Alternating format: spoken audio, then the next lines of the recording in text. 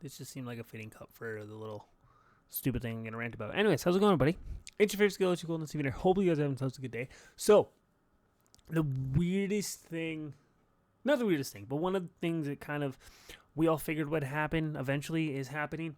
So, Phil Spencer, the CEO of Xbox, kind of gave some information about some updates and stuff like that coming to Xbox. Of course, things being like there's a new handheld coming, but not for years.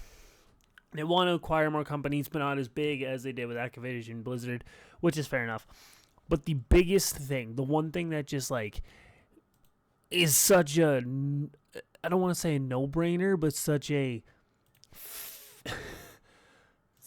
it's kind of the only option you have, is they said that no game is safe of being an Xbox exclusive anymore. Meaning, which is why I showed this, he even said even Halo. So what that means is that it is very possible in like a year or two, we could see games like Halo, Forza, Gears of War, trying to think of other Xbox, Fable, even the new Perfect Dark, coming to other consoles like PlayStation, even PC, PlayStation, PC, Switch, even like Nintendo consoles.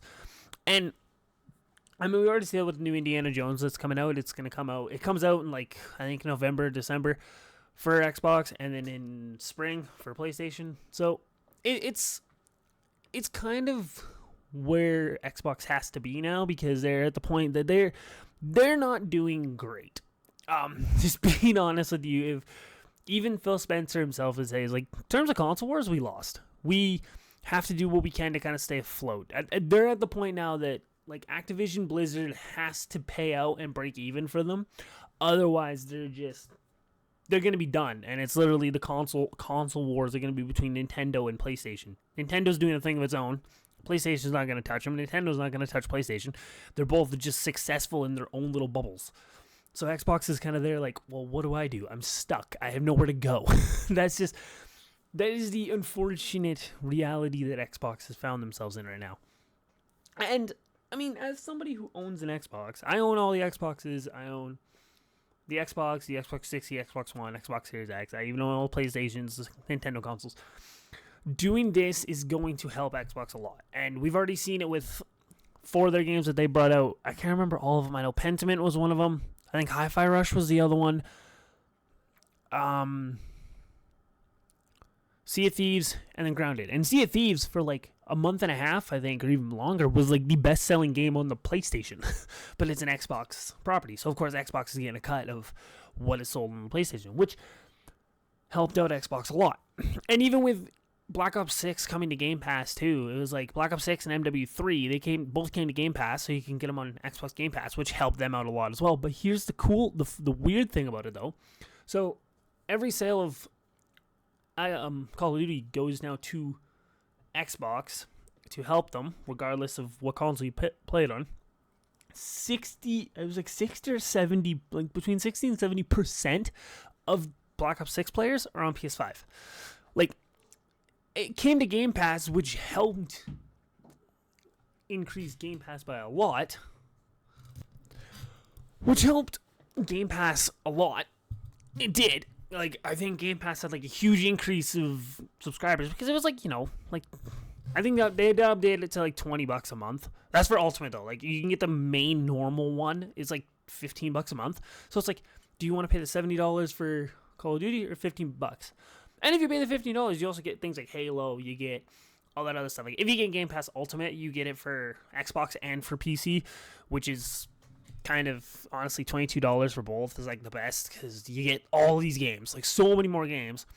But then you get the Call of Duties, you get EA Play as well included, so you'll get like a bunch of Need for Speeds, the NHLs, the Maddens, the FIFAs, things like that. Like right now, honestly, if you are a gamer and you want a wide variety of games to play and you have both an Xbox and a PlayStation, the best options to get PS Premium and Game Pass, or even just PS Extra, because PS Extra gives you the PS4 and the PS5 library.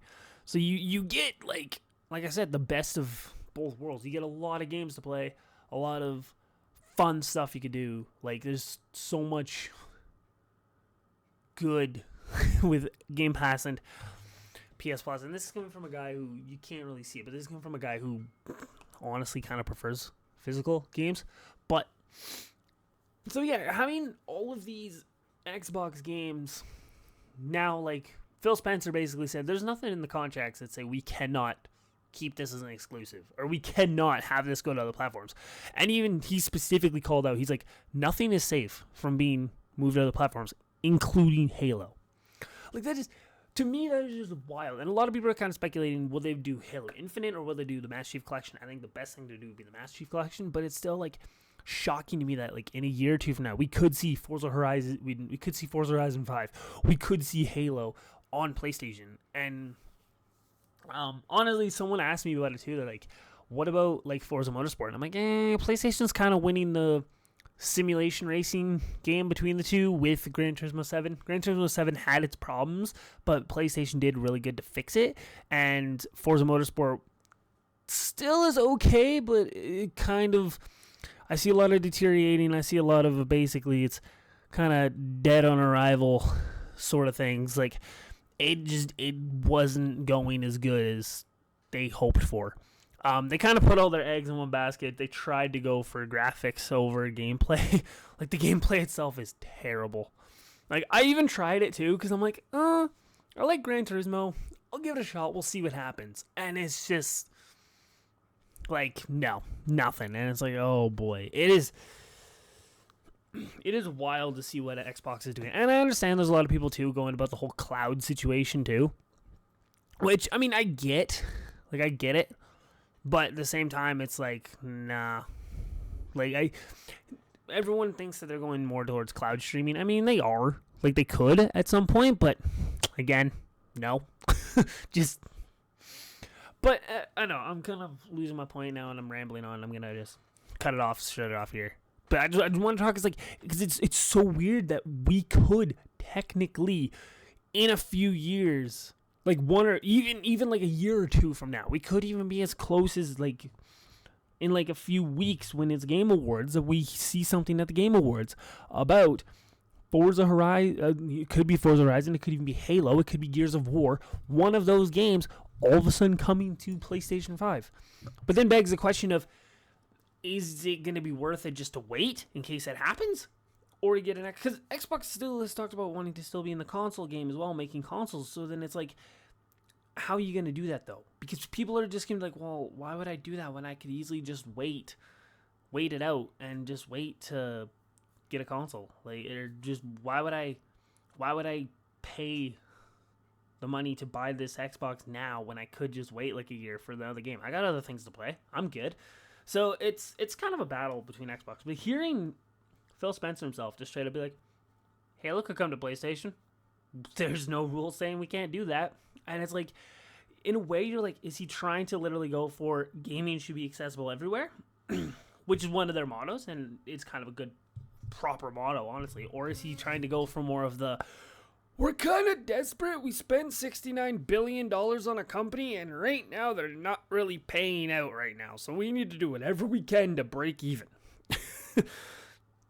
So it's a wild turn of events is what's going to happen. I'm excited. I'm excited, but also curious to see where Xbox is going with this. It's one of those things that I'm like, I'm excited to see where it goes, but I'm also a little like, I hope.